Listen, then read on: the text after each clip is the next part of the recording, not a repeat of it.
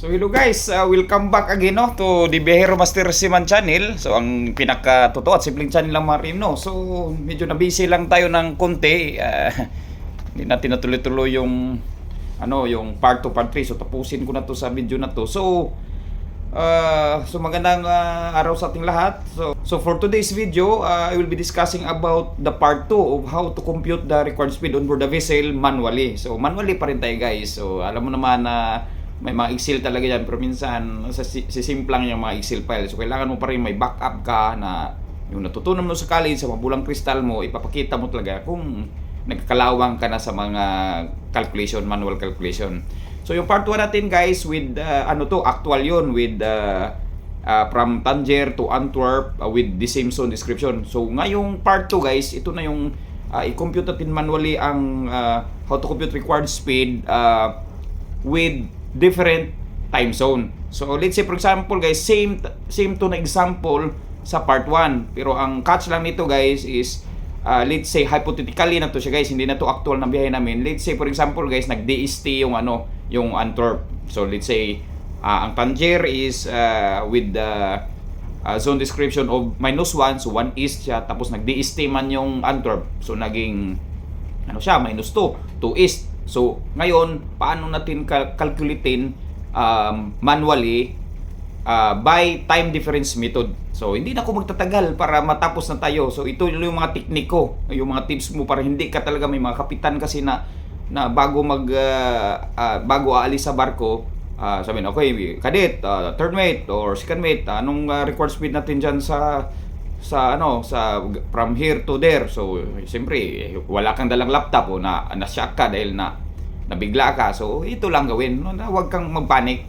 So ito lang yung gawin para makita mo yung mga teknik ko, mga tips ko since college days ko pa to. So i-share ko na sa inyo. So without further ado, tala na, ipakita ko na sa inyo yung aking mahiwagang solusyon.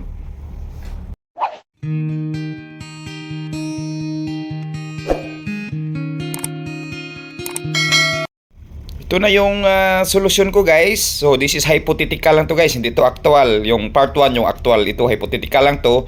Binago ko lang yung zone description ng Antwerp. So let's say nag-DST sila, nag-advance sila ng 1 hour. So that is -2. So from Tangier again guys, which has this zone description of -1, and Antwerp is with zone description of -2. So ito na. Commence of sea passage, same sa part 1 pa rin, December 9 to 248. You have always the position, distance to go 1329 nautical miles. Then ETA guys, December 15, 2024, 1900. Ang tanong, what is your required speed? So again, Kamada, anong arrival date mo? 15 December 2024, 1900. Ano yung departure?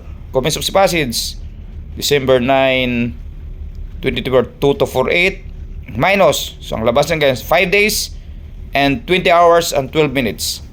Convert days into hours. So times 24 equals 120 hours plus 20 hours. Then convert 12 minutes into hours. So 12 divided by 60. The answer is 0.2 hours. Total time 120 plus 20 plus 0.2 is 140.2 hours. Minus 1 hour dahil itong -1 hour palagi, saan ko to kinuha? Mamaya i-discuss ko sa inyo. So -1 hour equals 139.2 hours. So ito na guys. Ang technique dyan guys, ito lang yung nyo talaga. Ito lang yung rule na nyo, i-memorize. So going to behind time guys, ibig sabihin plus ka. So pag going to advance time ka, minus.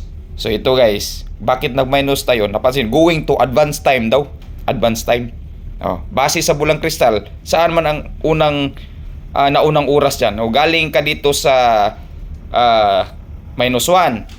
Tapos papunta ka ng Antwerp, -2. So una ang guys, na-advance ang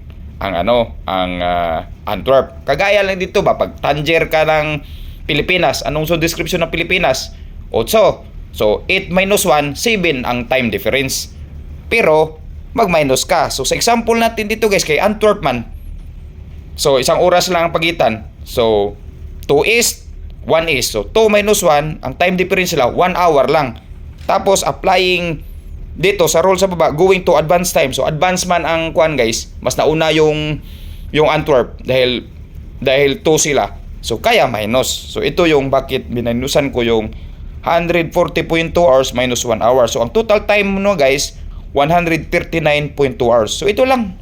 Huwag niyong kalimutan tong itong roll na to. So, applying the famous formula, the basic distance equals speed times time, speed equals transpose time to distance, distance over t, distance over time, distansya saan kinuha, distance to go during commence of the passage, 1329, and then your total time minus the time difference, less the time difference or add sa time difference. Ito yung critical ni guys, pero mahirap no. Mahirap mamaya i-explain ko. 139.2 hours, so ang record speed mo guys 9.547 knots. So personally guys, in my practice talaga, in my opinion as a seafarer, itong time difference method guys, mahirap to. Kahit na ako, nalilimutan ko rin to, parang lilito din ako ba, kasi going to behind time. Pag hindi ka marunong kasi nito mawala ka talaga sa passing. Ibig sabihin, pwede ka magkamali. Pero may technique pa naman guys, yun yung part 3 natin. Yung paborito ko talaga na by GMT method na naman. So, yan lang guys. So, abangan nyo yung